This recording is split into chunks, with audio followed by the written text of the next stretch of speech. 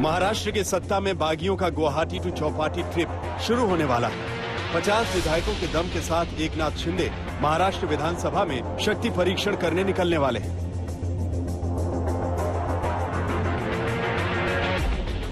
में हम लोग कल पहुंचेंगे। शिंदे साहेब उद्धव ठाकरेंच्या आव्हानावरती काय बोलाल तुम्ही? सभी विधायक हमारे मुंबई में पहुंचेंगे। जो भी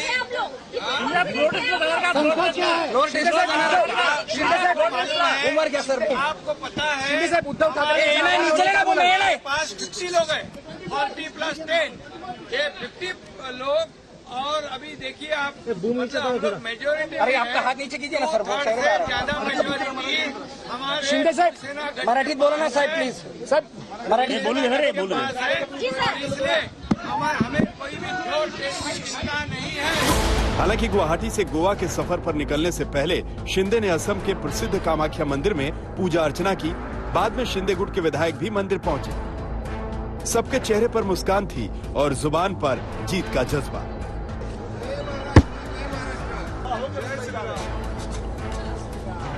शिंदे गुट की गोवा यात्रा की पृष्ठभूमि कल रात को ही तैयार हो गई थी, जब बीजेपी नेता देवेंद्र फडणवीस और निर्दलीय विधायकों ने राज्यपाल से मिलकर बहुमत परीक्षण का निवेदन किया था।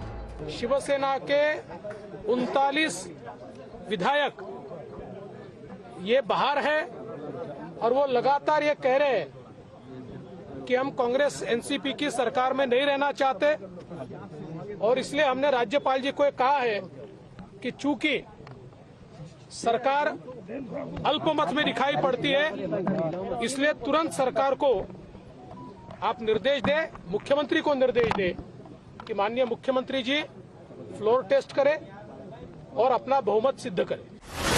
रात में फडणवीस की मुलाकात हुई और रात में ही गवर्नर ने विधानसभा सचिव को विशेष सत्र बुलाने के आदेश दे दिए। सुबह होते होते विधानमंडल सचिवालय की ओर से एक चिट्ठी उद्धव ठाकरे से तमाम विधायकों तक पहुंच चुकी थी, जिसमें लिखा था कि 30 जून को फ्लोर टेस्ट के लिए विशेष सत्र में उपस्थित रहें। चिट्ठी मिलते ही सबसे पहले शिवसेना के चीफ व्हिप सुनील प्रभु ने सुप्रीम कोर्ट में फौरन सुनवाई की मांग करने के लिए एक अर्जी दी।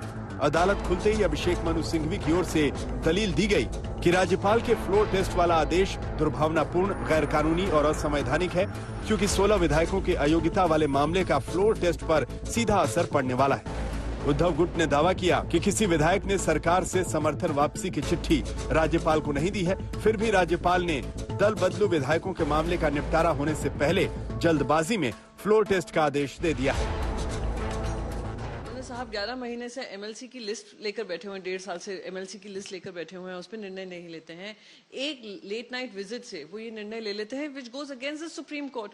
सुप्रीम कोर्ट ने फाइनल हियरिंग अभी नहीं दी है इस पर्टिकुलर इशू पे। सुप्रीम कोर्ट ने होल्ड पे रखा है 11 जुलाई तक वो डिस्क्वालिफिकेशन प्रक्रिया। डिस्क्वालिफिकेशन की प्रक्रिया को दरकिनार कर आप फ्लोर टेस्ट कैसे कर सकते हैं? It's invalid, illegal and unconstitutional.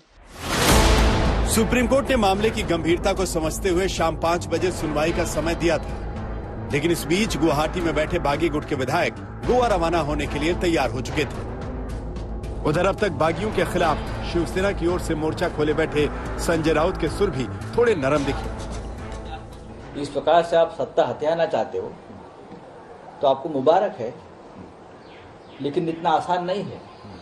Maharashtra में अगर इस प्रकार से आप अनलॉफुल एक्टिविटीज करेंगे राजनीति में और असेंबली में, गवर्नर हाउस में, तो जनता देखती है सब कुछ, जनता चुप नहीं बैठे। शिवसेना का सुर भले ही नरम हो, लेकिन मुंबई में हलचल तेज थी। सुबह एनसीपी के नेताओं की शरद पवार से मुलाकात होती रही, फिर कांग्रेस के विधायकों की बैठक हुई।